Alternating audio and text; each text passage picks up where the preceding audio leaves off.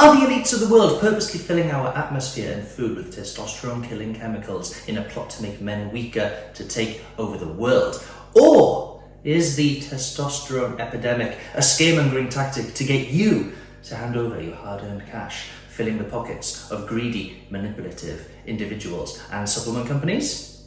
Hello you legends, I'm Dan Davis, the Skinny Fat Coach. Make sure you like the video and subscribe to the channel because today we're going to be talking about testosterone, the superhero of male hormones, responsible for giving men their many traits like bulging muscles, a chiseled jawline, and a voice that could make grown men cry. But even superheroes have their weakness, and for testosterone, it's the passing of time. And by that I mean, as men age, their testosterone levels naturally start to decline. But don't worry, if you find yourself feeling a little less superhuman, just take a shitload of the trend. Now recently there have been claims on social media by guys like Joe Rogan, Andrew Huberman, and Hamza that testosterone levels in men are declining at an alarming rate. And there are countless rumours circulating on social media that the establishment are purposely driving male testosterone levels down by putting chemicals called xenoestrogens in our food, in our shower gels, in our deodorant and plastic in an attempt to make men weaker by draining us of our testosterone so the elites can form a world government in a plot to take over the universe while us men stand here with our flaccid dicks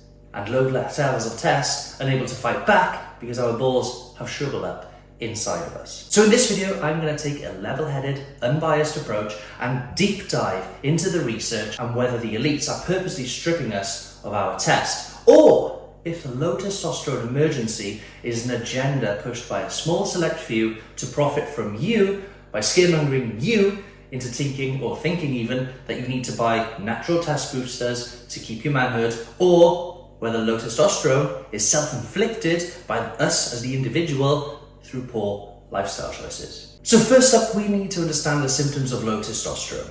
And these can include things like low sex drive, erectile dysfunction, fatigue, decreased muscle mass and strength, increased body fat, brittle bones, erratic mood changes linked to depression and irritability, brain fog, low motivation, concentration, and stamina.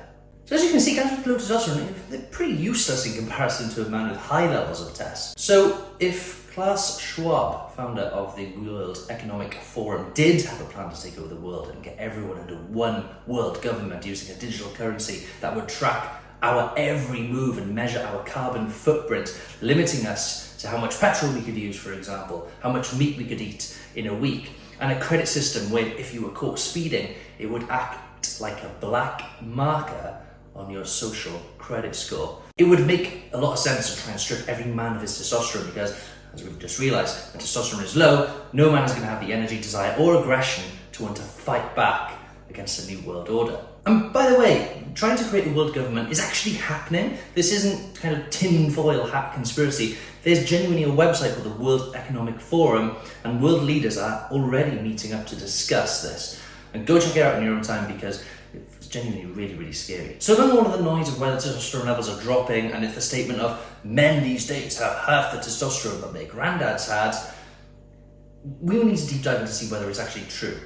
And I thought a good place to start was to look at the levels of testosterone among men over the years and just to have a look to see what it's been doing. And what was interesting was during my research, there were some studies that suggested testosterone levels in men may actually be declining, while others found no significant changes in male testosterone levels. Now, more importantly, it's important to remember that there can be significant individual differences in testosterone levels, and levels can widely or very widely even within the same age group.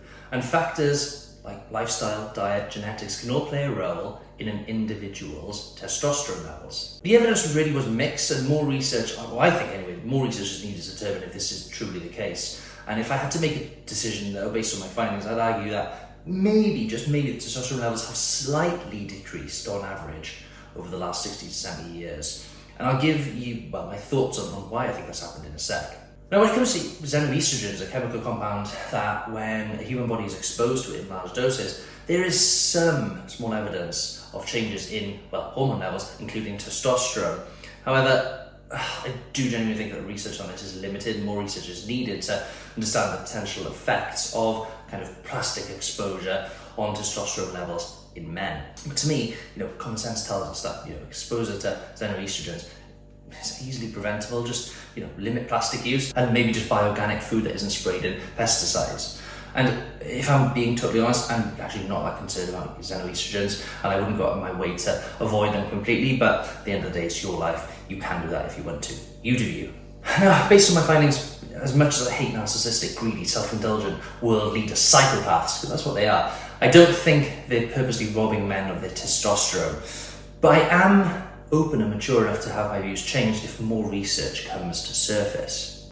So if it's not the elites of the world who are driving male testosterone levels down, then what is? Well, having worked with over 400 guys over the years, assessing their blood work, and from the current research that we've got, I personally would say that low levels of testosterone is self-inflicted, and mainly because of the advancement in technology and society as a whole. Because if you roll back the history pages and see how the world has changed over the last 60 to 80 years, modes of transportation have gotten better, for example, which means that more people are moving about less, and living a sedentary lifestyle can actually decrease testosterone production. When we look at our diets, they've changed significantly. Food is available in abundance and most people are actually overeating. And in fact, according to the latest data from the National Health Service, that's the NHS here in the UK, approximately 28% of adults in the UK are obese. That's 1 in 4. 1 in 4.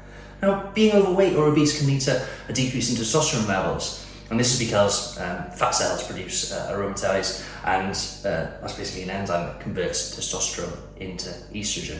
Then let's not forget how we're working longer hours these days, and our work demands a lot more from us mentally, whereas before it used to be physically, all the miners and everything like that, which means that chronic stress can lead to a decrease in testosterone levels. And as we all know, stress causes, or if you didn't know, stress releases a hormone called cortisol, which can interfere with testosterone production. And then you've got people have got worse sleep patterns because of technology. Some people are on electronic devices until late. They struggle to fall asleep into the early hours of the morning, and they have to get up early for work. And if you didn't know, then testosterone is actually produced while we sleep. So not getting enough quality sleep can actually lead to a decrease in testosterone levels among men. And in the UK, especially during the winter months, people spend less time outside, and there is some evidence that suggests that spending less time outside may be associated with low testosterone levels. Obvious explanation that I can think about this is exposure to sunlight, particularly UVB radiation, because some researchers suggest that it can stimulate testosterone in the body. And some researchers actually found that men who have high levels of UVB exposure tend to have higher testosterone levels. And additionally, being physically active and spending time outdoors, and I guess this goes back to point 1, has been shown that the more active we are, the more testosterone levels that we can produce, while guys who aren't as active have or contribute to less level of testosterone. And lastly, I think this is a really important one. With the improved healthcare over the last 60 to 70 years, medicine, and more awareness around mental health, it means more people are being prescribed medicine. So a lot of medicine, like opioids, antidepressants, and even chemotherapy drugs, can actually interfere with testosterone production, and they have been linked to decrease testosterone levels in men. So when you factor in all of these variables I just mentioned, and the countless ones I've missed, because this video is getting quite long now and I thought I'd better end it, I'd say that self-infliction by both societal and technological changes is the real driving force behind slightly declining testosterone production among men. And I just wanted to finish this video off just by saying, rest assured, the subtle decline isn't enough to get men to surrender to an inevitable new world order in a few years without a fight. And even if there is a plot to rip us of our testosterone, there's always a dark web where we can get good quality testosterone. As a joke, by the way. I hope you enjoyed the video. As always, I'm super keen to get your thoughts on this and have an adult discussion in the comment section. So yeah, like I said, feel free to leave a comment, like, subscribe. It means a lot.